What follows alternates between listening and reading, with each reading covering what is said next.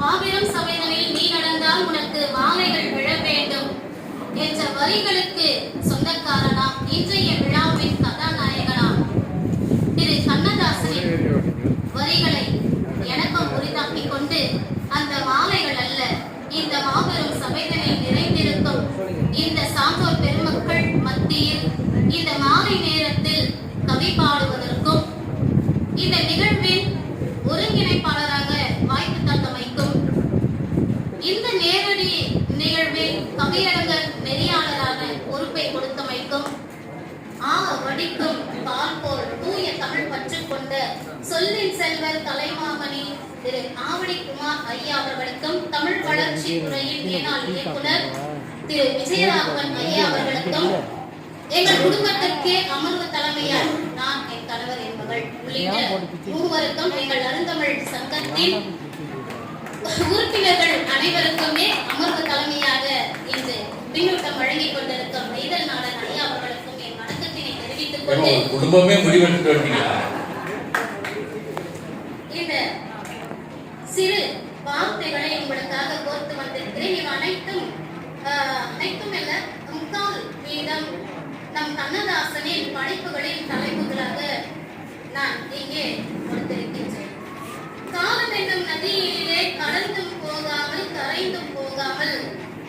என்றென்றும் வீற்றிருக்கும் கவியரசு கண்ணதாசனுக்கு கவிதாஞ்சலி. நாளும் கவிதை தந்த கண்ணதாசனே, நானிலம் போற்றும் நற்றமிழ் கவியரசனே, சிவகங்கை சீமையில் சீர்மிகு செல்வமே, அதன் தமிழர் போற்றும் முன்னாள் அரசவை கவிஞனே, சிறுகூடல் பட்டி தந்த பெருங்கவி கடலே, ஆட்டலத்தி ஆதிமந்தி அளித்த அதிசயமே, அர்த்தமுள்ள இந்த பதம் தந்த அற்புதமே, எட்டாம் மகமாய் புவியில் திறந்து 8 வகுப்பு வரை மட்டுமே படித்து 8 நாட்களில் இயேசு காவியம் படித்தவரே, எட்டா புகழை எட்டிக்கும் எட்டியவரே, மாலையிட்ட மங்கையில் மகாலிங்கத்திற்கு மறுவாழ்வளித்தவரே, மனோரமா ஆட்சியை அறிமுகம் செய்தவரே, சாகித்ய அகாடமி விருது பெற்றவரே,